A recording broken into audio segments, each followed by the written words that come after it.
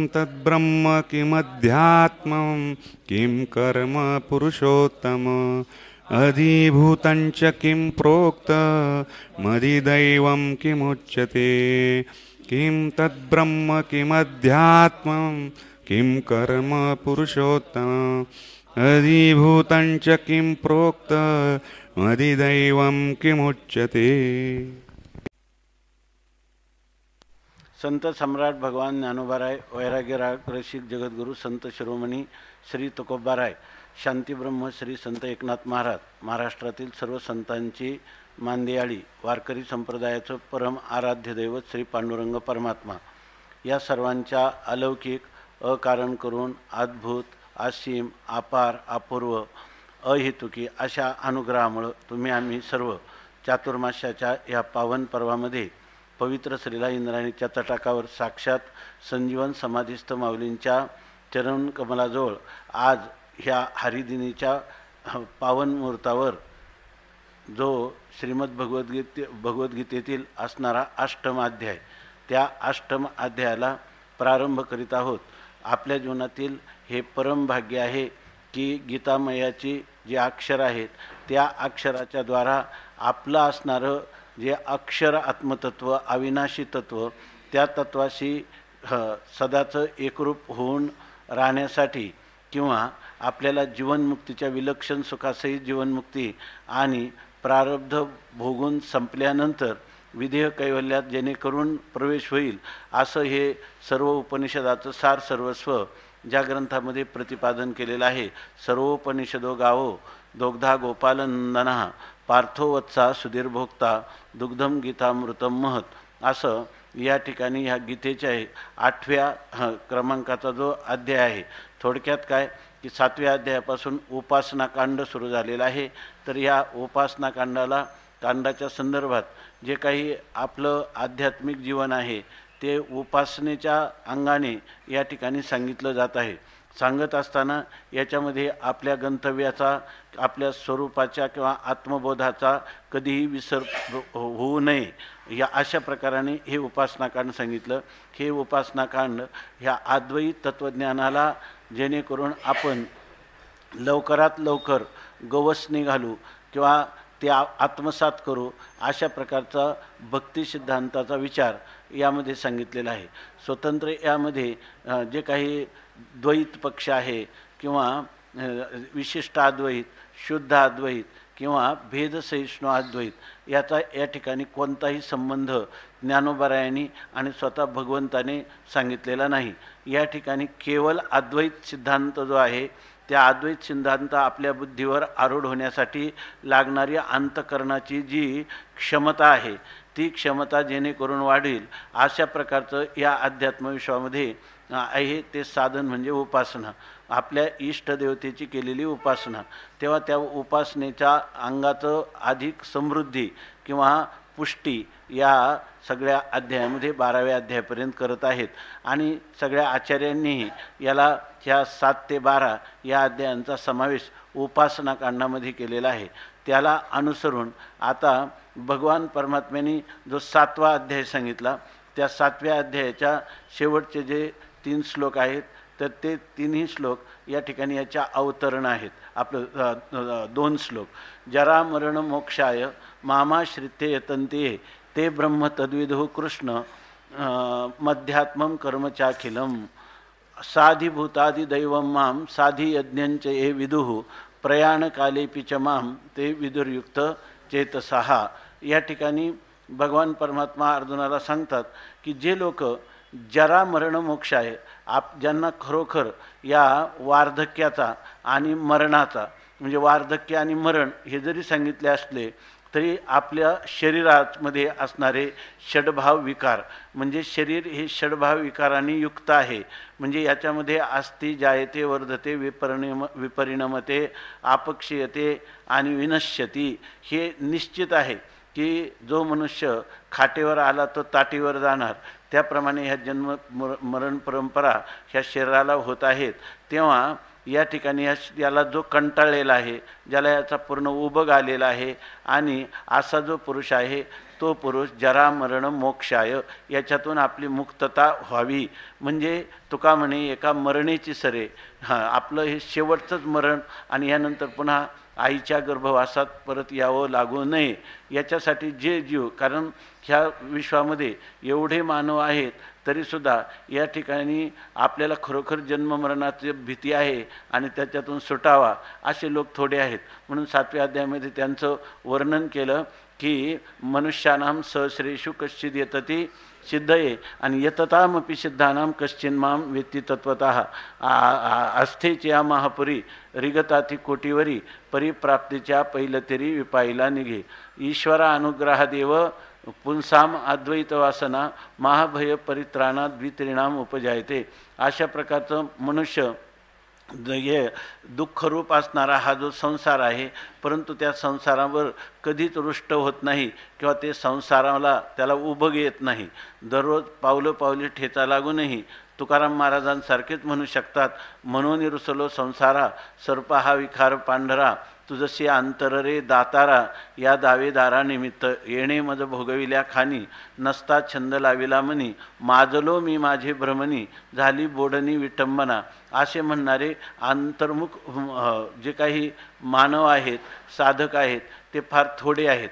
म्हणून या ठिकाणी हे जे जरा मरण मोक्षाय माम आश्रित्य, पुन्हा लोक ह्या दुःखातून मुक्ततेचा उपाय करतात, पण ते उपाय करणारे अनेक दुसरे उपाय करतात आणि ते जे उपाय असतात ते बहुता स्वतंत्र बुद्धीनं करतात किंवा तर्कशुद्ध बुद्धीनं करतात किंवा लौकिकामध्ये जे लोक करतात त्याच प्रकाराने जे पिछेशी आई आगे धकाई या न्यायाने आपल्याला असं वाटतं की धन मिळाल्यावर, कीर्ती मिळाल्यावर इहलोकातलं सुख परलोकातलं सुख, या वेदाने सांगितल्याप्रमाणे यज्ञाधिकांचा अनुष्ठान केल्यावर, तीर्थयात्रा केल्यावर, ध्यानधारणा केल्यावर अशा प्रकारच्या अनेक साधनं समोर येतात.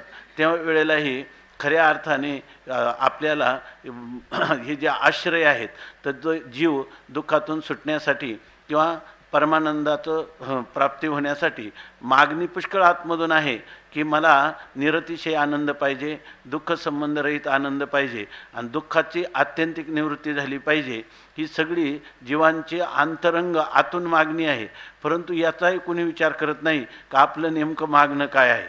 आपल्या अंतःकरणामध्ये ही मागणी आहे याचासुद्धा विचार होत नाही. हा विचारसुद्धा बैसता संताचे संगती कळव आले कमळापती, आपुले कोणीच न होती निश्चय चित्ती दृढ झाला, संतांचे संगती मनोमार्ग गती आकळावा श्रीपती येणे पंथे.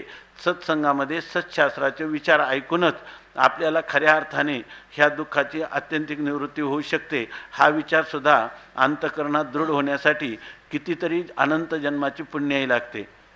म्हणून या ठिकाणी अनेक दुसरे मार्ग, जीव जीवाला शरण जातात, जीव जडाला शरण जातात. आता आपण पहा ना, धनाने मला सुख होईल ही काय कल्पना आहे का ते या ठिकाणी, किंवा आपले जे पशुधन त्याने मला सुख होईल, किंवा हे जड असणारं जे सोनं नाणं जमीन किंवा आताच्या काळात असणारं विनिमयाच्या स्वरूपात रुपये हे आपल्याला सुख देतील, हे किती वाईट गोष्ट आहे या ठिकाणी.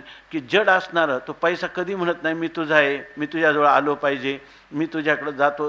हे सगळ्या आपणच केलेल्या कल्पना आहे. त्या जमिनी माझी असं म्हणतो, ती जमीन आपल्याकडे किती जण तिचे आत्तापर्यंत मालक झाले. आजा मेला पंजा मेला बाप मसना गेला, देखत देखत नातू पंतू तोही तैसा झाला.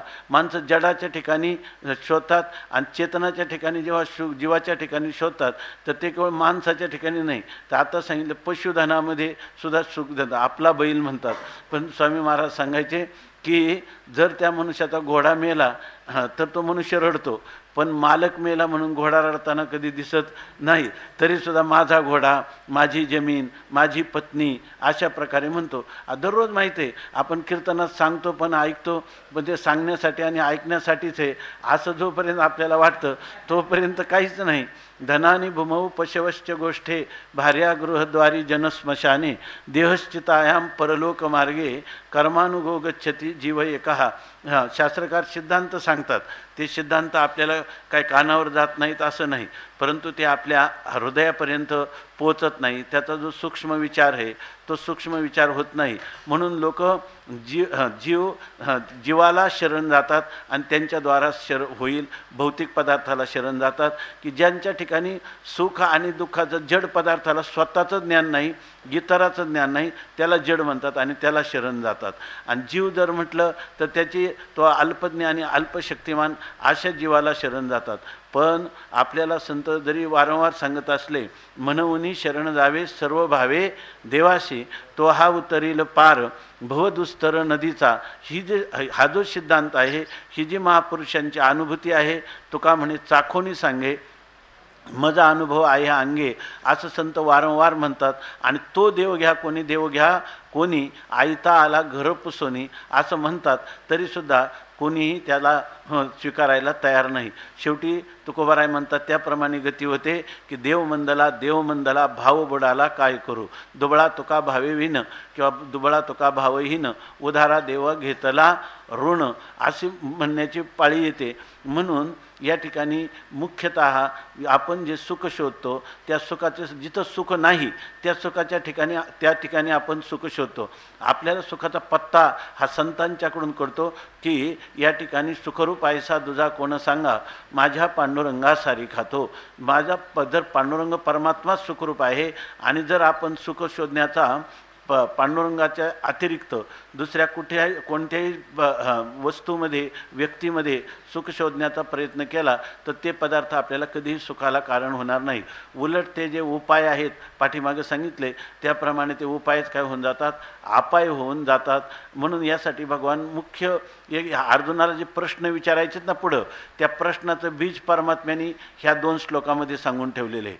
आणि त्याच्यामध्ये सांगतात की जरामरण मोक्षाय, याच्यापासून मला मुक्तता व्हावी म्हणून जे प्रयत्न तर सगळेच लोक करतात. काल परवा आपण चिंतन केलं, किती लोक आतासुद्धा की आपल्याला जेणेकरून म्हातारपणी येऊ नये म्हणून आमच्या आयुर्वेदामध्ये रसायन म्हणून एक शाखा आहे, की ते मनुष्याला जसं इथं आपल्या 7व्या अध्यायामध्ये दिलं, त्याला दातही पुन्हा नवीन दात उत्पन्न होतात, त्याची त्वचा जी आहे त्या पुन्हा नवीन त्वचा निर्माण होते, त्याला लहान बालकासारखं तरुणासारखं त्याला पुन्हा होता येतं. केस पिकलेले पुन्हा त्या ठिकाणी काळे भोर परत केस येतात.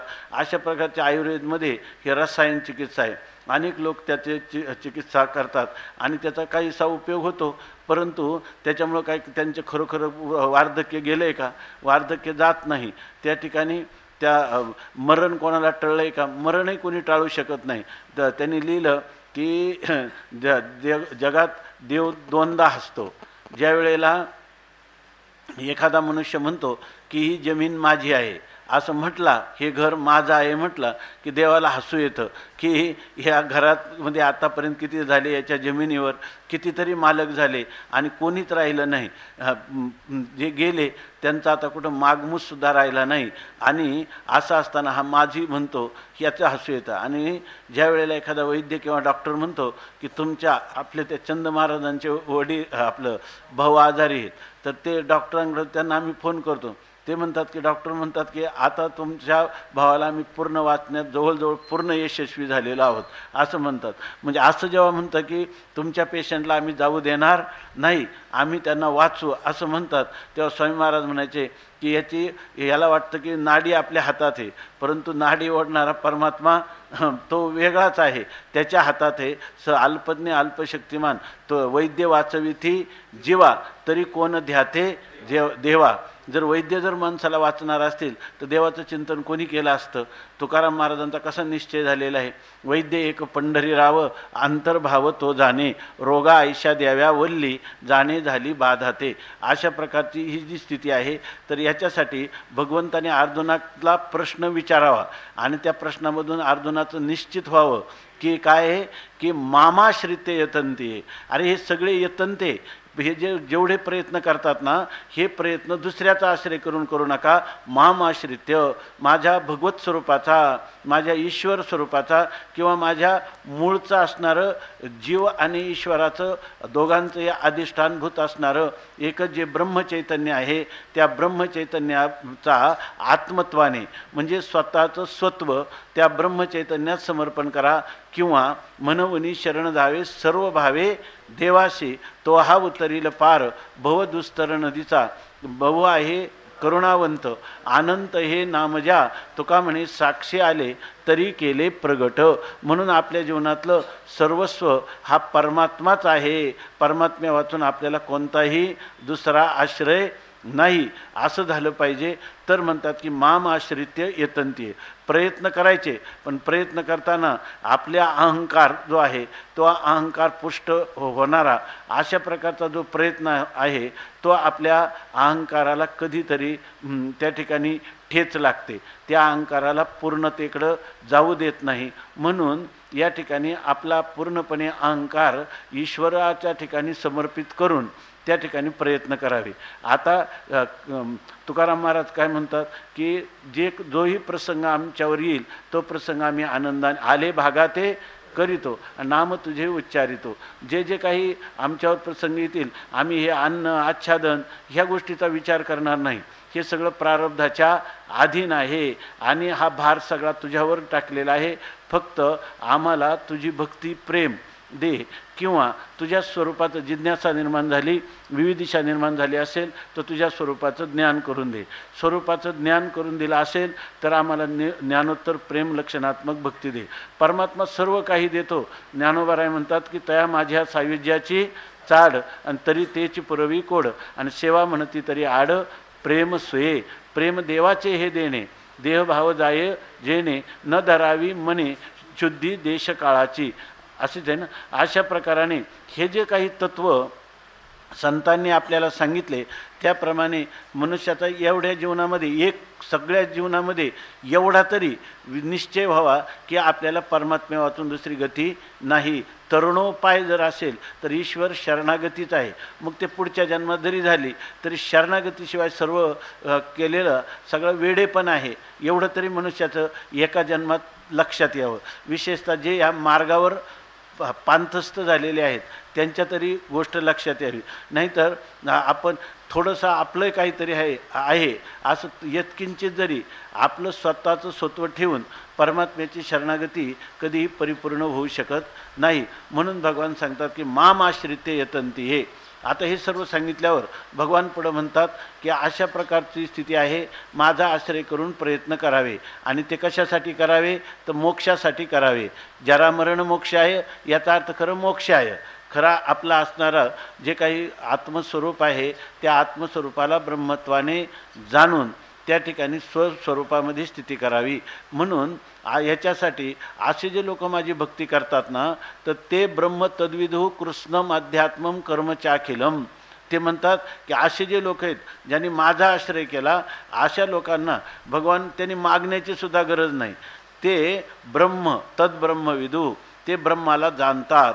नंतर काय करतात कृष्णम कर्म, सगळ्या अखिलम कर्म संपूर्ण कर्माला ते जाणतात. आणि अध्यात्मम विदुः, आणि अध्यात्म म्हणजे आत्मज्ञान त्यांना होतं. ब्रह्माला जाणतात म्हणजे ब्रह्मज्ञान होतं.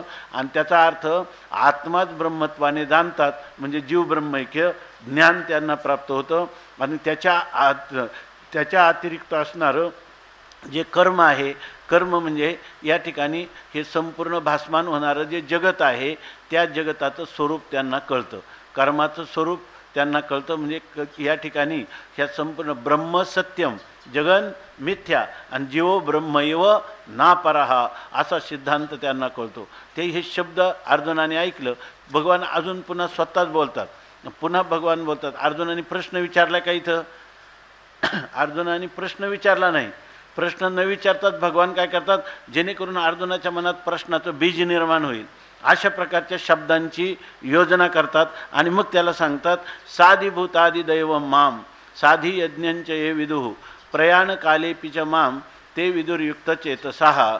याच्यामध्ये सांगतात की ते युक्त चेतसहा म्हणजे योगयुक्त चित्ताचे. योगयुक्त चित्ताचे म्हणजे आपण काल पाहिलं की काय यदा विनियतम चित्त मात्मन्येवावतिष्ठते निस्पृहा सर्व कामेभ्य युक्त इत्युच्यते तदा. ज्यांनी आपल्या इंद्रियांचा मनाचा निग्रह करून आत्मस्वरूपाच्या ठिकाणी चित्ताची स्थापना करण्याचा प्रयत्न केला किंवा माझ्या स्वरूपाच्या ठिकाणी मन्मना भव मद्भक्तो मद्याजी माम नमस्कुरु मामे वैश्यसी मामे वैश्यसी युक्त मामे वैश्यसी युक्त्वैव महात्मानं मत्परायणः अशा प्रकार अनन्यास चिंतयन्तो माम ये जनाः पर्युपासते तेषां नित्याभियुक्तानां योगक्षेमं वाहम्यहम. भगवान परमात्मा सांगतात की माझी अनन्य भक्ती करणारा जो पुरुष आहे त्याचा संपूर्ण योगक्षेम मी वाहतो. जो मज होय अनन्य शरण त्याचे निवारी मी जन्म मरण या लागी शरणागता शरण्य मीची एकू असा असणारा जो परमात्मा आहे तो परमात्मा सांगतो की अजून काय होईल. अशा माझ्या भक्तांना साधिभूताधी दैवम माम. साधिभूत म्हणजे आधिभूतासह, नंतर आधिदैवम आधिदैवासह आणि साधियज्ञम आधियज्ञासह माम विदुः माझ्या स्वरूपाला ते जाणतात. आणि इतकंच नाही तर अशा माझ्या स्वरूपाचं त्यांना एकदा ज्ञान झालं तर मरण काय कोणाला चुकलं नाही. परंतु त्यावेळेला मरणाच्या वेळची स्थिती कशी असते. काल त्यांनी सांगितलं काय न मरतयाची आई ही चित्ता युगांतो नव्हे. जवळ बसलेला मनुष्य मरणासन्न मनुष्याचं स्थिती पाहिल्यावर त्याच्या अंतकरणात देखील खळबळ उडते. अशा प्रकारची स्थिती आहे. पण जे माझे भक्त आहेत त्या भक्तांना मात्र प्रयाणकालेपी प्रयाणाच्या वेळेला मृत्यूच्या समयाला त्यांना ते माम विदुः ते माझ्या स्वरूपाला जाणतात. म्हणजे त्यांना माझ्या स्वरूपाचा विस्मरण होत नाही. त्यांना माझ्या स्वरूपाचं पुन्हा अज्ञान होत नाही. माझ्या स्वरूपाचं यथार्थ ज्ञान राहतं. असे जे युक्त चेतसा म्हणजे जे समाहित चित्ताचे आहेत, म्हणजे ज्यांनी एकाग्रतेने आयुष्यभर माझं भजन करण्याचा प्रयत्न केलेला आहे, तेवी सदभ्यासे निरंतर चित्ताशी परमपुरुषाची मोहर लावी मग शरीरा असो अथवा जावो. अशा प्रकाराने ज्यांनी अभ्यास केलेला आहे त्यांना ही स्थिती प्राप्त होते. भगवान एका पाठोपाठ 7 पद बोलून गेले. ब्रह्म, अध्यात्म, कर्म, आदिभूत, आदियज्ञ, आदिदैव आणि प्रयाणकालचं ज्ञान असे 7 प्रकारचे भगवान शब्द बोलले. आणि हे अर्जुनाच्या श्रवणरूपी खोळेमध्ये पदरामध्ये पडले. पण अर्जुनाला याच्यातून काही बोध झाला नाही. बोध झाला तो एवढाच की मला काही बोध झाला नाही हा बोध झाला. म्हणजे मला काहीच कळलं नाही. तर म्हणतो मोठमोठे शब्द आणि त्यांनी मला एवढं झालं का विस्मयाच्या जेव्हा विस्मय झाला त्याला आश्चर्यालाही आश्चर्य वाटलं. आश्चर्याला पारावार राहिला नाही. मग त्याने यादवेंद्राकडं अशा दृष्टीनं पाहिलं की देवा तुझ्याकडं मी पाहत आहे, तू बोलत आहे, मी ऐकत आहे, पण ऐकून मला ह्या शब्दांची शक्ती काही कळली नाही. तेव्हा हे शब्द काय आहेत त्या शब्दांचा मला अर्थ कळावा म्हणून अर्जुन ह्या 8व्या अध्यायाच्या प्रारंभाला बोलतो. परंतु याच्यामध्ये पाहिलं ज्या क्रमाने प्रश्न बीज उपस्थित केली परमात्म्याने त्याच क्रमाने अर्जुनाला परमात्म्याने उत्तरही त्याच क्रमाने दिलेली आहे. त्यापैकी या ठिकाणी अर्जुन वाच अर्जुन म्हणाला. अर्जुनाचं वर्णन किती माऊलींनी तोंड भरून केलं हे आपण कालच पाहिलेलं आहे. आता इथं अर्जुन वाच अर्जुन म्हणतो किम तद्ब्रह्म किम अध्यात्मम किम कर्म पुरुषोत्तम आदिभूतंच किम प्रोक्त मधिदैवम किमुच्यते आधियज्ञः कथम काह अत्र देहेस्मिन् मधुसूदन प्रयाणकाले च कथम ज्ञेयः असि नियतात्मभिः. असे 2 श्लोकांचं युग्मय. त्याच्यामध्ये अर्जुन म्हणतो हे पुरुषोत्तम तद्ब्रह्म किम. हे पुरुषोत्तमा म्हणजे ह्या सगळ्या पुरुषांमध्ये श्रेष्ठ असणाऱ्या हे परमात्मन. आधियज्ञ आपलं तद्ब्रह्म किम. ते ब्रह्म म्हणजे काय आहे. ते ब्रह्म काय आहे या म्हणण्याने काय आहे. त्या ब्रह्म सोपाधिक आहे की निरुपाधिक आहे. जे ब्रह्म केवळ विशुद्ध स्वरूपामध्ये जाणण्याचा विषय होतं का उपाधीचा अंगीकार करून सांगावं लागतं. ते ब्रह्म सोपाधिक आहे की निरुपाधिक आहे असा त्याचा अर्थ. ते ब्रह्म काय आहे. ब्रह्म नावाची कोणती भाजी आहे, ती कशाबरोबर खातात आहे की नाही. कशाबरोबर खातात म्हणजे तिला काही उपाधी आहे का आहे की नाही. अशा प्रकारचं विचारलं. कारण हा शब्द जो आहे हा काही कोणाच्याही कानावर पडत नाही. म्हणून किम तद्ब्रह्म ते हे पुरुषोत्तमा. इथं पुरुषोत्तम म्हणतात म्हणजे सर्व पुरुषांमध्ये तूच श्रेष्ठ आहेत. किंवा पुरुषु शेते इति पुरुषः ज्या आपल्या शरीरूपी नगरामध्ये शयन करणारा, वास करणारा, त्याला पुरुष असं म्हणतात. आणि तो पुरुषांमध्ये असणारा उत्तम पुरुष म्हणजे जीवांमध्ये जे चिदाभास ज्याचा अंतःकरणामध्ये पडलेला आहे, त्या चिदाभासाचं मूलभूत स्रोत तो पुरुषोत्तम आहे. ब्रह्मस्वरूप असणाऱ्या सर्व जीवांमध्ये, जीवांचा नियामक असणाऱ्या सर्व पुरुषांमध्ये श्रेष्ठ असणाऱ्या हे परमात्मन, हे पुरुषोत्तम. तद्ब्रह्म किम, ते ब्रह्म काय आहे. आध्यात्मम किम, आणि कुठं या शरीरामध्ये अध्यात्म या शब्दाचा काय अर्थ आहे. आध्यात्मम किम, हे अध्यात्म ते म्हणून काय आहे, हे ब्रह्म म्हणून काय आहे.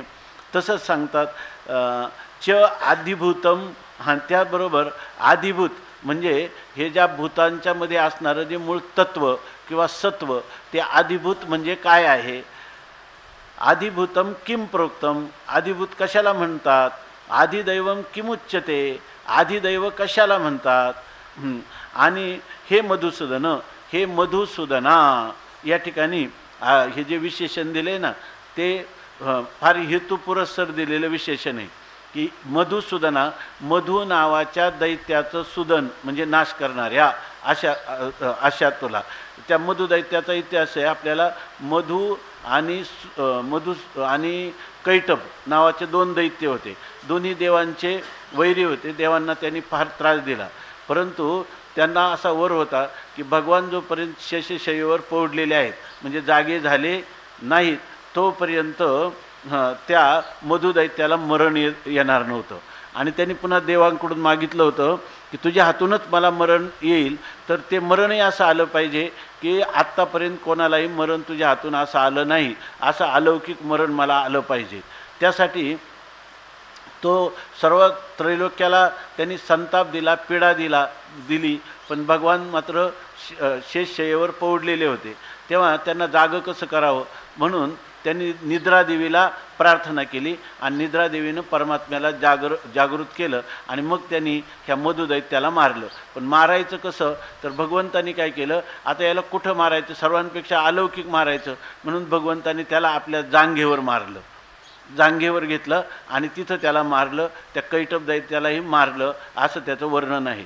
म्हणजे या ठिकाणी आपली ही जी काही अज्ञानरूपी निद्रा आहे, जीवाला जे अज्ञानरूपी निद्रा लागलेली आहे, तिचा भंग करायचा झाला तर कोणाला शरण जायला पाहिजे, त्या परमात्म्याला शरण जायला पाहिजे. आणि मग त्या परमात्म्याची शरणागती कशासाठी करायची, तर त्याच्यापासून आपलं जे अज्ञान आहे त्या अज्ञानाचा नाश करण्यासाठी तो परमात्मा आपल्या जांघेवर घेईल. म्हणजे अज्ञानाची काय करील, निवृत्ती करील. अज्ञानाची निवृत्ती कुठं होती, खरी परमात्म्याच्याच जांघेवर होते. कारण अज्ञान हे कल्पित असल्यामुळं कल्पित पदार्थाची निवृत्ती ही अधिष्ठान स्वरूपात होते. म्हणून त्याच्या दृष्टीनं त्याला मधुसूदन असं विशेषण दिलं. असं त्या ह्यांची महेश्वरानंदांनी याचं चिंतन केलेलं आहे. तर त्यामध्ये ते सांगतात हे मधुसूदन पुरुषोत्तम 2 विशेषणं दिलेली आहेत. दुसऱ्या श्लोकात मधुसूदन असं दिलं आणि पहिल्या श्लोकात पुरुषोत्तम असं विशेषण दिलं भगवंताला. हे मधुसूदन आत्र आधियज्ञ हा कहा, आधियज्ञ कोण आहे आणि कथम. कथम म्हणजे त्याचं कथम चिंतनीय, त्या आधियज्ञाचं कसं चिंतन करावं. म्हणजे आधियज्ञ हा परमात्मा आहे, तुझ्या परमात्मा स्वरूपाचं आम्ही कसं चिंतन करावं.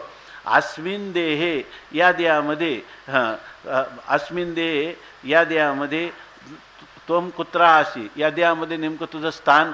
या आधियज्ञाचं, आधियज्ञ हा कथम कोत्र देहेस्मिन, अस्मिन देहे आधियज्ञ कथम आणि काहा, ह्या देहामध्ये आधियज्ञ कुठं राहतो आणि आपलं आणि त्याचं चिंतन कसं करावं. केन प्रकारेण चिंतनीय हा, अशी कोणत्या प्रकाराने त्याचं चिंतन करावं. हे गोष्ट नियतात्मभी, आम्ही काय ते म्हणतात नियतात्मभी, हे चिंतन कोण करू शकतं, ज्याने आपल्या चित्ताचं, आत्मा म्हणजे इथं अंतःकरणाचं, अर्थात अंतःकरण इंद्रियांचं हे उपलक्षण आहे, ज्याने आपल्या इंद्रियांचा आणि मनाचा निग्रह केला, अशा पुरुषाकडून तुझं चिंतन कसं केलं जातं या प्रकाराने सांगितलं. आणि प्रयाणकालेच कथम नियसा नियतात्मभी, ज्या वेळेला प्रयाणकाल येतो म्हणजे मृत्यूचा समय येतो, तेव्हा अंतःकरण निग्रह केलेल्या पुरुषांकडून त्वम कथम नेयासी, तू कसा जाणला जातोस, कसा जाणण्यास योग्य आहे, अशा प्रकारचे या ठिकाणी प्रश्न केले अर्जुनाने. म्हणजे हे जे 7 प्रश्नांची बीज होती, एवढे प्रश्न अर्जुनाने या ठिकाणी विचारलेले आहेत. पहिला प्रश्न आहे ब्रह्म म्हणजे काय, अध्यात्म म्हणजे काय, कर्म म्हणजे काय, हे 3 प्रश्न झाले. आदिभूत आणि आदिदैव हे 2 मिळून 5 झाले. आता राहिलेले आदियज्ञ हा कथम कोत्र देयस्मिन मधुसूदन, आदियज्ञ हा एक 6वा प्रश्न, आणि प्रयाणकालेचे कथम नेयोसी नियतात्मभी ह्या प्रश्नाचं उत्तर म्हणजे 7वा. हा एक प्रश्न म्हणजे 7वा प्रश्न. असे 7 प्रश्न विचारले. थोडक्यात काय, आपल्या जीवनामध्ये ह्या 7 प्रश्नांची उत्तरं ह्या अध्यायामध्ये मिळणार. आपल्याला या सगळ्या शब्दांचा परिचय होणार. बरेच लोक आहे ना, ते म्हणतात की 8वा अध्याय अवघड आहे किंवा ज्ञानेश्वरीच कळत नाही, की हे असे शब्द आले की या शब्दामुळं त्यांना काय वाटतं हे खूप कठीण गोष्ट आहे. हे आपल्याला आदियज्ञ शब्द आपण इतकी पारायण करतो, पुन्हा पुन्हा याचं चिंतन करतो, तरी जर आपल्याला लगेच झोपेतून उठून एखाद्याने विचारलं आदियज्ञ म्हणजे काय, तर गडबडल्यासारखंच होईल, एकदम स्पष्टीकरण करता येत नाही. परंतु वास्तविक माऊलींनी या ठिकाणी हे सगळं स्पष्टीकरणं इतकी स्पष्ट रूपाने लिहिलेली आहेत, म्हणजे आपल्याला त्याच्यामध्ये कोणती शंका राहू नये अशा प्रकारच्या या सगळ्या 7 प्रश्नांची उत्तरं भगवंतांनी दिलेली आहेत. त्यांचं लक्षण काय आहे, आदियज्ञ आदिभूत, हे पण आपल्याला सांगितलेलं आहे. त्या आदियज्ञ परमात्म्याचं स्वरूप आहे, ते त्याचं चिंतन कसं करावं, आणि चिंतन करणाऱ्याला अंतःकरण निग्रह करणाऱ्या पुरुषाला मरणाच्या वेळेससुद्धा त्या परमात्म्याचं जेणेकरून विसर होणार नाही असा परमात्मा त्याला कसं सहाय्य करतो, हे परमात्म्याच्याच मुखातून हे वर्णन केलेलं आहे. आता भगवान माऊली या संबंधाने सांगतात. मग अर्जुने म्हणितले, हा हो जी अवधारिले, जे म्या पुशिले ते निरूपिजो. मग अर्जुने म्हणितले, मग अर्जुने म्हणजे हे सगळे श्लोक 2 श्लोक ऐकले, आणि मग त्यानंतर अर्जुन म्हणाला. ते श्लोक ऐकल्यानंतर अर्जुन पहिल्यांदा काय झाला, विस्मयाच्या महासमुद्रात बुडून गेला. परंतु त्याला काय त्या शब्दांचा ठाव लागला नाही. त्याने विचाराची रसना न दाटती पुष्कळ विचार केला, ब्रह्म म्हणजे काय असावं, असं थोडंच ब्रह्म कळतंय, ते शास्त्राच्या साह्याशिवाय ते ब्रह्म कळत नाही. म्हणून त्या ठिकाणी तर्काने करावं म्हटलं तर काय म्हणतात, हेतूच्या दशनी न फुटती, दाताने किती चावलं म्हणजे हेतू काय अनुमान रूपी दातानी त्यात एक अपेक्षा एक उत्तम हेतू जरी दिला तरी ते सगळे हेतू काय होतात, स्वतःच्या बुद्धीनं झालेले ते हेत्वाभास ठरतात. तर्कशः प्रतिष्ठानात वा ह्या न्यायाने, त्यामुळं तर्काच्या दशेने न फुटती. आणि मग आईचे जाणूनी सुभद्रापती चुंबीची ना, असं पाहून त्याने ती ओठाला सुद्धा लावली नाही, जरी ती नाना अर्थाने रसमय असणारी ती जरी वाक्यार्थरूपी फळं होती, पण तिकडं त्यांनी स्पर्शसुद्धा केला नाही. मग त्यांनी काय केलं, फक्त देवाकडं आपली दृष्टी टाकली आणि किविलवाणी दृष्टीनं पाहिलं. आणि पाहिल्यानंतर देव म्हणतात का हे मोठं तुझं नवलच आहे, एका पाठीमागं एक. अर्जुन त्यावेळी मागाची होता. पहिला श्लोक 29वा ऐकेपर्यंत हे 3 शब्द मला अपरिचित वाटले, याचा विचार करीत होतो. तोचपर्यंतच तो पुन्हा काय केला, पुढचा श्लोक सांगितला आणि त्याच्यामध्ये आणखीन 4 गोष्टी सांगितल्या. आधिभूतंच किम प्रोक्तम, हे काही खरं आहे का, आमच्यासारख्याला जर त्याचा जर निवाडा जर झाला नाही तर भगवान म्हणतात ठीक आहे, तू काय काळजी करू नको, तुला आता मी सांगतो. आणि मग त्या ठिकाणी भगवान त्याला म्हणतात की तू काय कर, सर्वांगाचे कान करून हे तू श्रवण कर असं सांगितलं. आणि त्यावेळेला ऐका म्हटल्याबरोबर मग अर्जुने म्हणितले, मग अर्जुन म्हणतो हा हो जी अवधारिले, देवा तुम्ही ऐकलं का, काय ऐकलं का तुम्ही, की मी मागं सांगितलं होतं की तेवीच्या अर्थाची चाडमज आहे, ते सांगताही वेळूनच आहे, म्हणून निरूपण लवला आहे की जो देवा मी काय सांगितलं, मला आता ह्या शब्दांचा अर्थ कळावा अशी माझी इच्छा आहे. बरं, ही अर्थ कळण्यासाठी दम्माने कळला तरी चाललं नाही, म्हणतात सांगताही वेळूनच आहे, हे बोलायला सुद्धा वेळ सहन होत नाही मला, म्हणजे लवकरात लवकर तुम्हाला ह्या शब्दांचा अर्थ सांग असं परमात्मा म्हणतात. निरूपण लवला आहे की जे देवा, फार त्वरेने लवकरात लवकर ह्या प्रश्नाचं मला तू निरूपण कर. आणि आता मी काय बोललो ते ऐकलं का, असं म्हणतात. अवधारिले इथं हे आक्षेपार्थ आहे. अर्जुन म्हणतो, अर्जुनही म्हणतले हा हो अहो देवा अवधारिले जी तुम्ही मी काय म्हणतो ते ऐकलं ना, की मला आता सहन होत नाही, लवकरात लवकर मला याचा उलगडा व्हावा, की जे म्या पुशिले जे मी तुम्हाला आता विचारलेलं आहे ते निरूपिजो, त्याचं मला निरूपण करून सांगा. सांगा कवन ते ब्रह्म कायसया नाम कर्म अथवा अध्यात्म काय म्हणिपे. सांगा बरं ब्रह्म ते कवन, ते ब्रह्म हे काय प्रकार आहे. कायसया नाम कर्म, कर्म कासया नाम, कर्म कशाला म्हणतात, कर्म म्हणजे नेमकं काय, आणि अथवा अध्यात्म काय म्हणिपे किंवा अध्यात्म काय म्हणिपे, अध्यात्म कशाला म्हणतात हे तुम्ही मला सांगा. आधिभूत ते कैसे, आधिभूत कशाला म्हणतात, आधिदैव ते कवन असे. या ठिकाणी आधिदैव म्हणजे कोण पदार्थ आहे, आधिदैव कशाला म्हणतात, हे उघड मी परियेशे ऐशे बोला. हे मला उघड म्हणजे स्पष्ट रीतीनं मी ऐकू शकेल आणि मला त्या शब्दांचा अर्थ माझ्या बुद्धीमध्ये स्फुरद्रूप होईल, म्हणजे चांगल्या प्रकारचा कळेल. मग अशा प्रकारचं ऐशे बोला असं सांगा.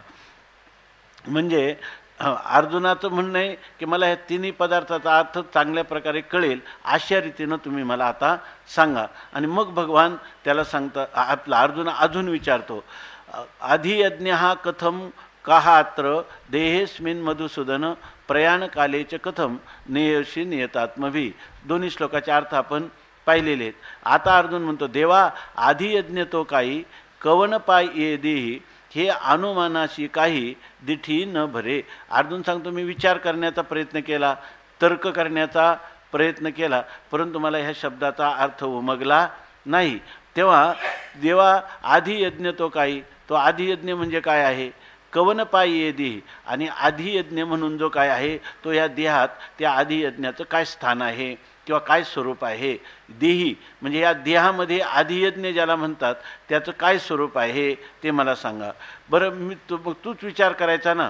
तो म्हणतो, ह्या अनुमानाशी काही दिठी न भरे, अनुमानाच्या द्वारा काय मला दिठी न भरे म्हणजे काय डोळ्यात भरत नाही. डोळ्यात भरत नाही म्हणजे आपण म्हणजे काय, हे माझ्या लक्षात येत नाही. मी स्वतः केलेलं तर्काने ब्रह्म काय स्वरूप, आपलं कर्म काय स्वरूप, अध्यात्म काय स्वरूप, हे काय मला तर्काने सुद्धा लक्षात आलं नाही, विचाराने लक्षात आलं नाही. तेव्हा ते ही जी गोष्ट आहे ती तुम्हीच मला सांगा.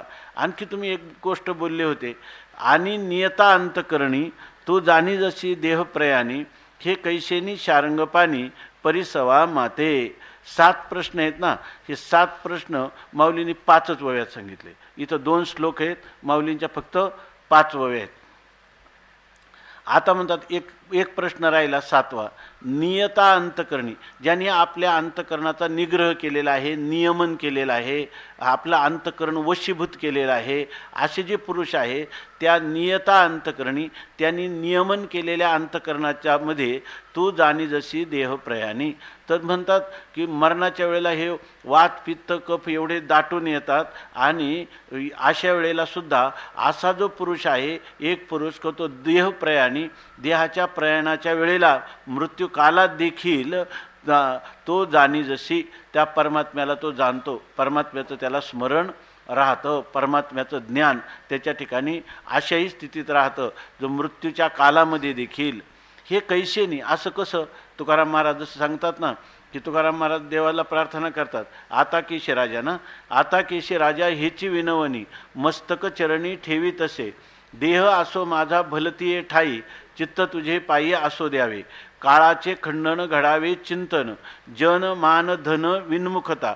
हे चांगल्या स्थितीत तुकाराम महाराजांनी केलेला अभ्यास आणि परमात्म्याची प्रार्थना आहे की काय, कफवात पित्त देह अवसानी, ठेवावी वारुणी दुरितेही, सावध तो माझी इंद्रिये सकळ, दिली हाक वेळ येण्याआधी, तुका म्हणे तुया सकळांचा जनिता, येथे ऐक्यता सकळांशी, देह असो माझा भलतीये ठाई, चित्त तुझे पायी असो द्यावे.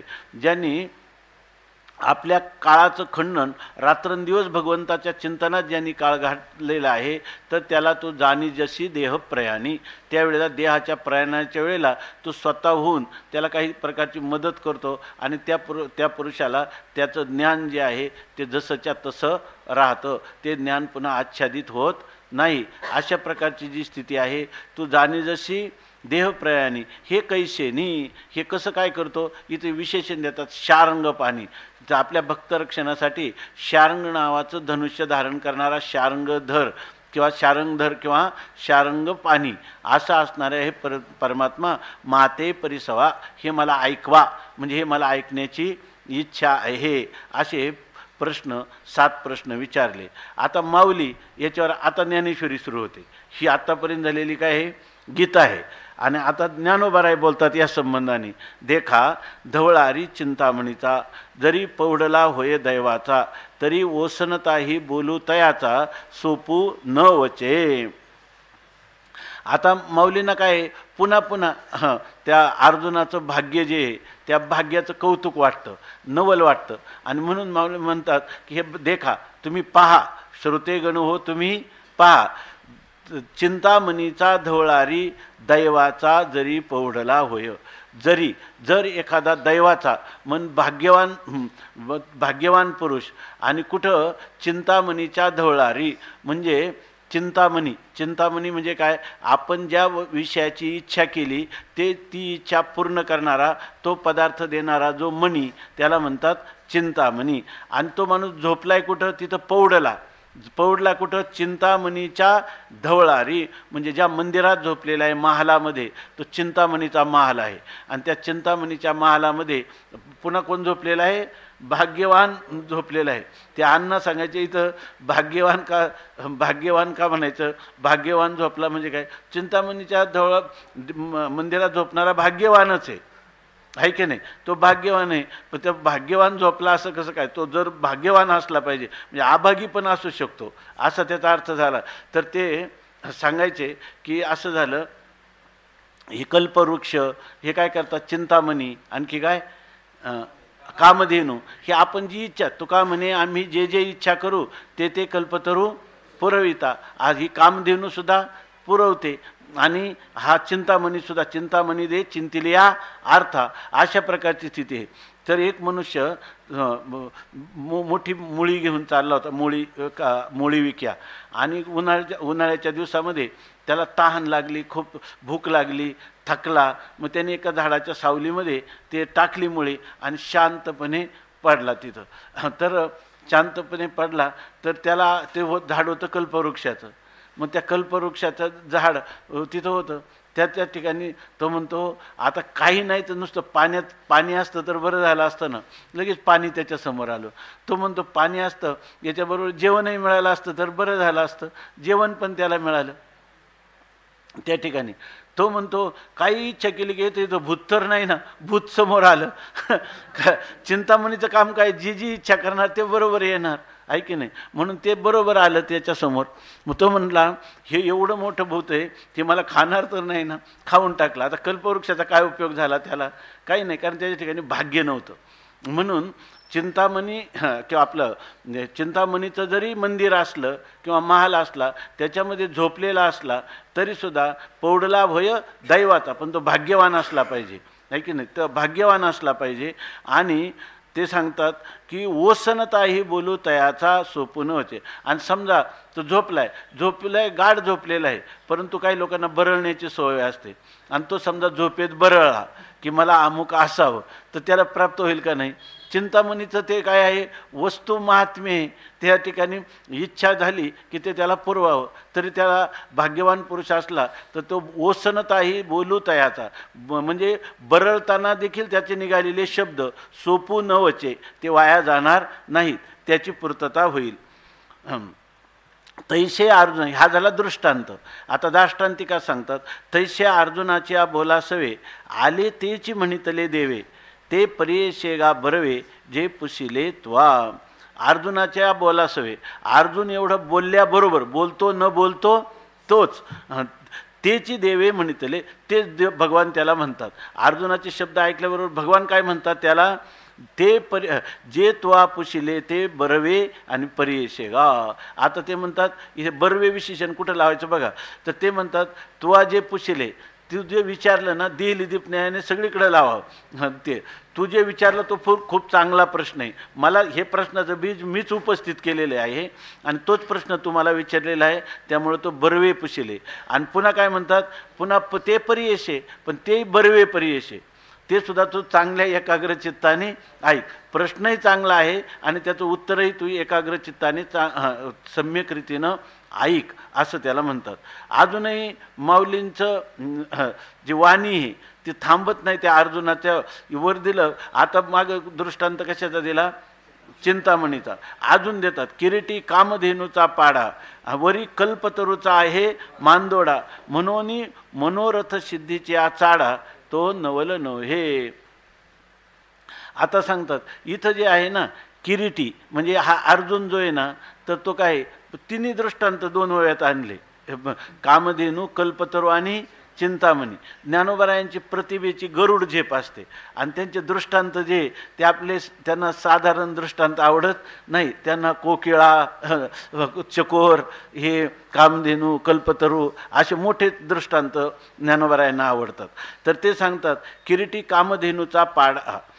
मुळातच अर्जुन हा काय एक कामधेनूचा पाडा, म्हणजे कामधेनूचं खोंड किंवा गोरा किंवा कामधेनूचं वासरू, वत्स. कोण आहे, अर्जुन. म्हणजे भगवान हे कामधेनू आहेत आणि त्यांचं पाडस म्हणजे आपलं वत्स कोण आहे, अर्जुन आहे. आणि एवढंच नाही, कामधेनू आहे आणि त्याच्यावर पुन्हा काय आहे, कामधेनू ज्या मांडवामध्ये गोठ्यामध्ये बांधली ती गोठा कोणता आहे, कल्पतरूचा आहे मांदोडा. त्याच्यावर कल्पतरूचं काय आहे, मंडप आहे, असं आहे. आणि मग मनोरथ सिद्धीची चाडा, तो नवल नाही. आणि मग त्याने जे तुका म्हणे आम्ही जे जे इच्छा करू आणि ते कल्पतरू पुरविता. त्यांनी चाड म्हणजे इच्छा केली आणि त्या इच्छा केली आणि त्या इच्छेनुसार त्यांचं जे मनात केलेले संकल्प मनोरथ त्याची सिद्धी झाली. होईल का नाही.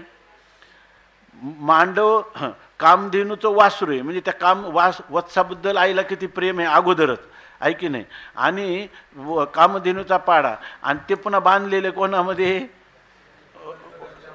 कल्पतरूच्या मंडपामध्ये. मग आता त्याला मनोरथ सिद्धी होईल याच्यात काय आश्चर्य आहे का, आश्चर्य पण वाटायचं, कारण त्यात काय विशेष आहे, म्हणजे इतकं विशेष आहे त्याच्यामध्ये, आहे की नाही. त्यात काय विशेष आहे, म्हणजे हे किती मोठं विशेष आहे की म्हणून मनोरथ सिद्धीच्या चाडा, तो नवल नव्हे. ज्ञानोबराय म्हणतात त्यात काय आश्चर्य वाटण्याचं कारण नाही. म्हणजे अर्जुनाने नुसतं विचारलं की मला हे प्रश्नाचं उत्तर पाहिजे म्हणजे लगेच भगवान म्हणतात हां लगेच सांगतो, आणि सांगायला सुरुवात केली.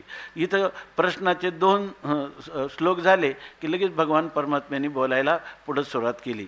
आता मध्ये सांगतात अहो मग नवल नव्हे, का बरं नवल नाही. अर्जुनाने विचारलं की लगेच भगवान सांगायला लागले. आणि ज्ञानोबराय म्हणतात मला याचं काही नवल वाटत नाही. का नवल वाटत नाही ते सांगतात. श्रीकृष्ण कोपोनी ज्याशी मारी, तो पावे परब्रह्म साक्षात्कारी, मा कृपेने उपदेशू करी, तो कैशा परी न पवेल. माऊली सांगतात की अहो त्याचं नवल करण्याचं कारण नाही. हे श्रीकृष्ण परमात्म्याचं चरित्र तुम्हाला माहिती आहे का चांगलं. श्रीकृष्ण कोपोनी, त्या कृष्ण परमात्म्याला राग आला आणि रागाच्या भरात ज्याशी मारी, ज्याला मारलं, ठार मारलं, शिशुपालाला मारलं, कंसाला मारलं, त्याचं वर्णन भागवतात आले. त्याच्या शरीरातून निघालेली ज्योत कुठं, कंसाच्या शिशुपालाच्या निघणारी ज्योत कुठं गेली, परमात्म्याच्या शरीरात लीन झाली आणि त्याला काय झाला, तो परब्रह्म स्वरूपाला प्राप्त झाला. मग ज्याला रागाने मारतो तो पावे परब्रह्म साक्षात्कारी, तो परब्रह्म साक्षात्कारी पावे, त्याला परब्रह्माचा साक्षात्कार होतो. भागवतामध्ये श्लोक आहे अहो बकीयम स्तनकालकोटम जिघांसया पाययदप्य साध्वी लेभे गतिम धातृयुच्युता ततोंब किंवा दयालुम शरणम व्रजेम. त्याच्यामध्ये म्हटलं ही पुतना नावाची राक्षसी स्तनामध्ये विष भरून त्या भगवान श्रीकृष्णाला मारण्यासाठी आली आणि आपल्या आईला जी गती दिली देवकीला किंवा यशोदेला, तीच गती कोणाला दिली. असा जगामध्ये असा कोण दयाळू आहे, कमवा दयालुम शरणम व्रजेम, असा जगामध्ये कोण दयाळू आहे की त्याला मी शरण जाऊ. म्हणजे तुझं विनं कोणा आणि शरण जाऊ नारायणा, ऐसा न देखे मी कोणी, दुजा तीही त्रिभुवनी. अशा प्रकारचं माऊली या ठिकाणी सांगतात. श्रीकृष्ण रागाने क्रोधाने ज्याला मारतो तो पावे परब्रह्म साक्षात्कारी. आणि अर्जुनाला तर काय करतो, कृपेने उपदेश करी. इथं तर अगदी अर्जुनासाठी भगवंताचं हृदय द्रवीभूत झाले. माझा अर्जुन ह्या संसार बंधनातून कसा मुक्त होईल, आणि मग त्याला केलेला हा काय आहे, उपदेश आहे. ओम पार्थाय प्रतिबोधिताम भगवता नारायणेन स्वयं. अशा प्रकारचा हा परमात्मा कृपेनं जर त्यांना उपदेश करीत असेल तो कैशा परी न पवेल. तो कशा प्रकाराने काय परब्रह्माचा साक्षात्कार कसा त्याला होणार नाही. जै म्हणून काल आपण थोडं चिंतन केलं होतं. ज्ञानेश्वरीचं चिंतन करणाऱ्या पुरुषाला कधीही असं वाटलं नाही पाहिजे की मला न जाणून नरकात तर जावं लागणार नाही. अरे स्वर्ग नरक नाही. ज्ञानेश्वरी ऐकलंय, ज्ञानेश्वर महाराजांनी कृपेने उपदेश केलेला आहे. मग मला परब्रह्म साक्षात्कार झालेल्या पुरुषाला परत जन्म येत नाही, मला जन्म येऊच कसा शकेल. लोक कर्मट लोक जे कर्माने मोक्ष मानतात ते सुद्धा चुकीच्या सगळ्या त्यांनी केलेल्या धारणा चुकीच्या आहे की नाही, खंडित आहे का नाही, पण तरी कर्माने मोक्ष मानण्याची परंपरा आहे की नाही. किती श्रद्धाळू आहेत बिचारे. द्वैती उपासक आम्हाला उपासनेने मोक्ष मिळेल मानणारे किती दयाळू. आणि तुम्ही केवळ अद्वैत सिद्धांत माऊलीच्या मुखातून ऐकूनही भगवंताच्या मुखातून स्वमुखे आपण सांगितो श्री विष्णू. आपल्याला कसं जर जो हिचा पुतनेचा उद्धार करतो, जो शिशुपालाचा करतो, कंसाचा करतो, रावणाचा करतो, आणि तो कृपेने उपदेश करताना आत्मसाक्षात्कार होणार नाही, ब्रह्मसाक्षात्कार होणार नाही असं करतो. माणसाला त्याचा काय असला पाहिजे, विश्वास असला पाहिजे. विश्वासो फलदायक हा खरी तर अशी स्थिती आहे. आता सांगतात जै आता हे आणखी सांगतात हे कधी होतं, पण हा अर्जुन हा कृपेचा एवढा मोठा अधिकारी कसा झाला. जै कृष्णाची या होई जे आपण, तै कृष्ण होय आपले अंतकरण, ते दवा संकल्पाचे अंगण ओळगती सिद्धी. ही स्थिती कधी प्राप्त होईल तर म्हणतात आपण कृष्णाची या होई जे, आपण कृष्णाचं झालं पाहिजे. आपण जसा तो गंधमादन कोणाचा झाला, रामाचा झाला, तसं आपण कोणाचं झालं पाहिजे, कृष्णाचं. आपण कृष्णाचं झालं की काय होईल, तै आपले अंतकरण कृष्ण होय. त्यावेळेला आपलं अंतकरण काय होईल, कृष्ण रूप होईल. आपण कृष्णाचं झालो म्हणजे आता काय आहे, आपण कृष्णाचं. खरं तर असं आहे, देव माझा आणि मी देवा, कृष्ण माझा आणि मी कृष्णाचा. पण कृष्णाचं जेव्हा आपलं अंतकरण रात्रंदिवस काय आहे, सगळी नाती कुठं जोडलीत, कृष्णाशी. म्हणून तुकाराम महाराजांचा अभंग आहे, कृष्ण माझी माता, कृष्ण माझा पिता, बहिणी बंधू चुलता कृष्ण माझा, कृष्ण माझे गुरु, कृष्ण माझा तारू, उतरी पैल पारू भव नदीचा, कृष्ण माझे मन, कृष्ण माझे जन, सोयरा सज्जन कृष्ण माझा. तुका म्हणे माझा श्रीकृष्ण विसावा, वाटेन करावा परता जीवा. अशा प्रकारचं कृष्णाची सगळी नाती जोडली असेल तर त्या पुरुषाचं अंतकरण कोणाचं चिंतन करेल. केवळ तुकाराम महाराज नाही, येऊनी जाऊनी पाहे तुझकडे, पडिल्या साकडे पांडुरंगा. मला कुठं जाणार, मी तुझ्याकडेच पाहणार, तुझ्या वाचून दुसरं कोणाकडं मी जाणार. तुझे दास्य करू अनेका मागो खावया, दिग झाले जिने माझे पंढरी राया. उलट भांडलो तरी कोणाशी भांडू, तुझ्याशीच भांडू. काय गा विठोबा तुझा आता म्हणावे, शुभाशुभ गोड तुम्हा थरांच्या दैवे, संसाराचा धाक निरंतर आम्हाशी, मरण भले परी काय अवकळायशी. भांडायचं तरी काय करू, तुझ्याशीच भांडू, आणि प्रेमाने संवाद करायचा तरी तुझ्याशीच करू. म्हणजे आमच्या जीवनात मामाश्रित्य, फक्त आम्ही तुझाच आश्रय केलेला आहे.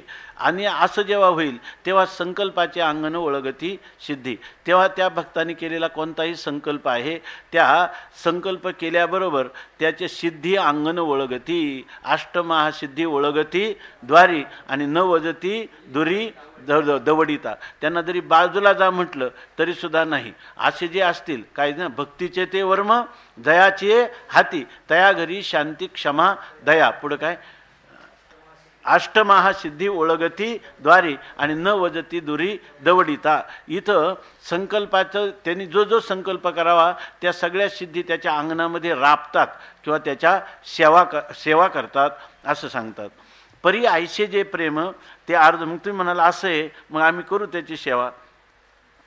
असं. आणि मग आम्ही त्याच्यावर केलेले जे निश्चिम प्रेम आहे त्या प्रेमाच्या पोटी त्या परमात्म्याकडून ह्या ज्या सिद्धी आहे त्या अंगणात राबतील.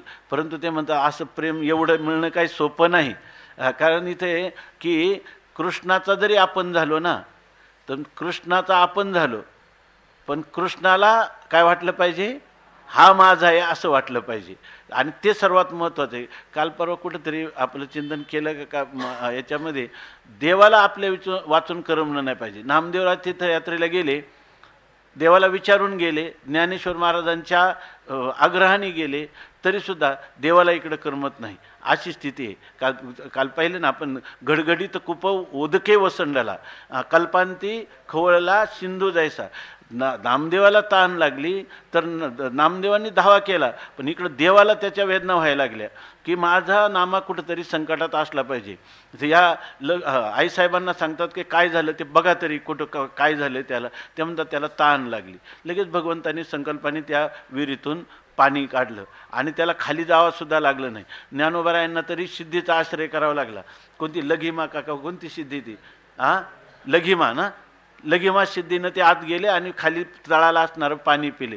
ते म्हणे असं उष्ट पाणी मी पिणार नाही, याच्यामध्ये मला माझा परमात्मा मला पाणी देईल तर मी पिईल. आणि ते पाणी आलं. पण देवाला सुद्धा त्याच्याशिवाय करमत नाही. आपल्या हे जर पाहिलं, ह्या गवळणी वगैरे पाहिल्या तर परमात्म्याला त्यांच्या वाचून करमत नाही, अशा प्रकारची स्थिती आहे. म्हणून म्हणतात आईशे जे प्रेम, असं जे प्रेम आहे काही रस्त्यावर पडलेलं नाही, ते अर्जुनीचे आथी निश्चिम. निश्चिम म्हणजे ज्याला मर्यादा नाही, अमर्यादित अशा प्रकारचं असीम असणारं प्रेम ते अर्जुनाच्याच ठिकाणी आहे. आणि अर्जुनाच्या ठिकाणी आहे म्हणून तयाचे काम सदा सफळ, म्हणून त्याचे काम म्हणजे त्याची इच्छा ही नेहमी सफल होते. काय तुका म्हणे आम्ही जे जे इच्छा करू आणि ते ते कल्पतरू पुरविता. याचा अर्थ इतकं निश्चिम प्रेम असेल तर या ठिकाणी भगवान त्याचे सर्व काम करतो. काय म्हणतात ना, सर्व काम करी न सांगता, भक्त समागमे सर्व भावे हरी, आणि सर्व न सांगता करी सर्व काम. साठविला राहे हृदय संपुटी आणि बाहेर धाकुटी मूर्ती उभा. मागण्याची वास पाहे मुखाकडे आणि चिंतिल्या रोकडे मनोरथ. तुका म्हणे नाही, तुका म्हणे जीव भाव देवा पायी आणि ठेवून या काही न मागती. नाही तर तुम्ही म्हणा अशा प्रकारचं मागण्या करण्यासाठी आम्ही पण अशी सेवा करू, तर त्याच्यामध्ये भक्त काय त्याच्याकडे मागतच नसतात, न मागताच तो सर्व काम करतो. तुम्ही म्हणाल मग इथं अर्जुनाने तर मागितलेलं आहे, ह्या मागण्याला मागणं म्हणू नये. ह्या इथं अर्जुनाने काय मागितलंय, त्यांना अष्टमहासिद्धी मागितल्यात का? हां, तुझं स्वरूप काय हे कळावं म्हणून ही जिज्ञासा केली. म्हणून या ठिकाणी याचं पर्यवसान काय होणार आहे, काही न मागण्यात पर्यवसान होणार आहे. हे त्या प्रल्हादाने काय मागितलं देवाकडं, तू आम्हाला असं दे. काय तो श्लोक आहे की मला पुन्हा कधीच मागण्याची बुद्धी होऊ नये अशी माझी मागणी आहे. तशी ही मागणी, मला मोक्ष झाला म्हणजे काय मागायचं राहील, काम नाही झालो पाहिजे रिकामा, त्याला काय राहील आता, कोणत्याही प्रकारची इच्छा राहणार नाही. म्हणून अर्जुनाने असं प्रेम, अर्जुनाने तर मागितलं, तुम्ही मागा असं, आहे की नाही, तुम्ही जर असं मागितलं तरी चालेल, या मागण्याला मागणं म्हणू नये. परी आयशे जे प्रेम ते अर्जुनीचे अति निश्चिम, मनोनी तयाचे काम सदा सफळ. या कारणे श्री अनंते मनोगत तयाचे पुसते होईल, जानोनी आयते वगरोनी ठेविले. ते म्हणतात या कारणाने श्री अनंते म्हणजे अर्जुनाचं प्रेम भगवंतावर अधिक असल्यामुळं त्यांनी जी इच्छा करावी ती सफल होते. अशा याच कारणाने श्री अनंते ऐश्वर्य संपन्न असणारा अनंत भगवान परमात्मा ते मनोगत तयाचे पुसते होईल. त्याचं जे मनोगत तयाचे पुसते होईल तो आता पुन्हा विचारणार आहे, हे त्याचं मनोगत. जानोनी हे भगवंताला कळलं की अर्जुन आता ह्या संबंधाने विचारणार आहे, हे जाणून म्हणजे अर्जुनाने विचारले का अगोदर, त्याच्याच अगोदर त्यांनी जाणलं आणि हा विचारणार आहेत म्हणून वगरूनी ठेविले, अगोदर त्याच्यापुढं वाढवून ठेवलं. आयते आयते ओरून आणखीन त्याला विशेष आयते म्हणजे सहज, त्याच्या ठिकाणी कोणताही प्रयत्न न करता स्वतः होऊनच सहजच स्वाभाविकपणे ते त्याच्यापुढं वाढवून ठेवलं. ओघरिले कसं म्हणतात, हे कसं झालं, जे आपत्य थानी हुनी निघे तयाची भुकते मायेशीचे लागे, एरवी ते शब्दे काय सांगे मग स्तन्य दे एरी. उदाहरण देतात माऊली. आपत्य म्हणजे एक लहान बालक आहे, ते थानी हुनी निघे. आपत्य म्हणजे जे स्तनपान करणारं बालक, ते जर स्थानी हुनी निघे, आईचं स्तनपान करत असताना जर ते दूर झालं, बाजूला झालं, तर त्याचं भागलं की नाही हे कोणाला कळतं? ते भूक ते मायेशीच लागे. त्याची भूक खरी कोणाला लागते? आईलाच लागते. एरवी ते शब्दे काय सांगे, ते शब्दाने सांगतं का आई माझं पोट भरलं नाही का? आईलाच कळतं हे. न सांगता तुम्हा कळो येते अंतर, विश्वी विश्वंभर परिहारची न लगे. एरवी ते शब्दे काय सांगे, ते शब्दाने काय सांगतंय आणि मग स्तन्य दे येरी, आणि मग ती आई त्याला स्तनपान करते का? सांगण्याची गरजच नाही. तसं म्हणतात. हे आईचं उदाहरण आहे ना. आईचं उदाहरण गुरुच्यासाठी दिलं जातं आणि बहुतेक शास्त्रामध्ये गुरु आणि आईचं उदाहरण देतं. एका ठिकाणी तर माऊलींनी याचा म्हणजे अगदी परमोत्कर्ष करून सांगितलं काय की का बाळकाचे धनी धाईजे, शिष्याचे नि धाले पैने होईजे, हे एकले सद्गुरूची जाणीजे का प्रसवती. या माऊली म्हणतात की मुलाची भूक भागल्यानंतर जो आनंद होतो तो आनंद, आणि शिष्य कृतार्थ झाल्यामुळं म्हणजे शिष्याला ब्रह्मबोध आत्मबोध झाल्यानंतर गुरुला होणारं जे समाधान आहे ते कोणी जाणू शकत नाही. काय प्रसवती या, जिनं स्वतः त्याच्या प्रसूतीच्या वेदना सहन करून जन्म दिला, त्या बालकाचं पोट भरल्यावर तो तृप्त झाल्यावर काय आनंद होतो हा त्या आईलाच माहीत. किंवा जो शिष्य मी आता माझ्या स्वस्वरूप स्थितीला प्राप्त झालो असं जेव्हा तो पर्वचा देतो गुरुला, तेव्हा त्या गुरुला होणारा आनंद हा अवर्णनीय आहे. तीच गोष्ट इथं सांगतात. जे आपत्य थानी होनी निघे तयाची भुकते मायेशीचे लागे, एरवी ते शब्दे काय सांगे मग स्तन्य दे येरी. ते शब्दाने सांगतात मग तिला येरी स्तन्य दे, मग त्याला स्तनपान करते का? नाही. तसं म्हणून कृपाळुआ गुरुच्या ठाई हे नवल नो हे काही, परी ते असो ऐका काही जे देव बोलते झाले. म्हणून ते आईप्रमाणेच आहे. कृपाळुआ गुरुच्या ठाई, जे अकारण करुणा वरुणालय, कोणत्याही कारण नाही. शिष्याचं कल्याण करताना त्या शिष्याला तो स्वतः ह्या संसार बंधनात सापडला नाही, तर मीच सापडलो, मीच संसार बंधनात सापडलेलो आहे. त्याला जिज्ञासा निर्माण झाली नाही, मला जिज्ञासा निर्माण झालेली आहे. माझाच उद्धार जणू काय करायचा आहे. असं जो कृपाळू श्रीगुरू आहेत त्या गुरूंच्या ठाई त्यांच्या ठिकाणी हे नवल नव्हे काही. असं अर्जुनासाठी करणं हे काही मोठं नवल नाही, किंवा शिष्यासाठी करणं नवल नाही. परी हे असो. परंतु आता हे अशा प्रकारचं अलंकारिक साहित्यिक वर्णन आणि आमचं स्वतःचंच हे चाललेलं आता असो, हे राहू द्या म्हणतात. परंतु ऐका, राहू द्या म्हणतात. आता ऐका, काय ऐका हे राहू द्या. जे देव बोलले ते ऐका. आता विषयावर येऊ आपण. हा झालेले विषयांतर. म्हणून म्हणतात की देव जे बोलले. बरं, अर्जुनाला घाई झालेली की मला लवकरात लवकर सांगा, मला आता तुम्हाला सांगा म्हणायला सुद्धा मला सहन होत नाही, एवढा सुद्धा शब्द नको वाटतात, जितकी मला घाई झालेली, म्हणून लवकर सांगा म्हणतात. म्हणून देव बोलते झाले ते ऐका. देवाने आता काय सांगितलं ते ऐका. पण पुढचा पाठ आहे. श्री भगवान वाच अक्षरं ब्रह्म परमं स्वभावोऽध्यात्ममुच्यते, भूतभावोद्भव करो विसर्ग कर्म संज्ञिताः. अक्षरं ब्रह्म परमं स्वभावोऽध्यात्ममुच्यते, भूतभावोद्भव करो विसर्ग कर्म संज्ञिताः. अक्षरं ब्रह्म परमं स्वभावोऽध्यात्ममुच्यते, भूतभावोद्भव करो विसर्ग कर्म संज्ञिताः.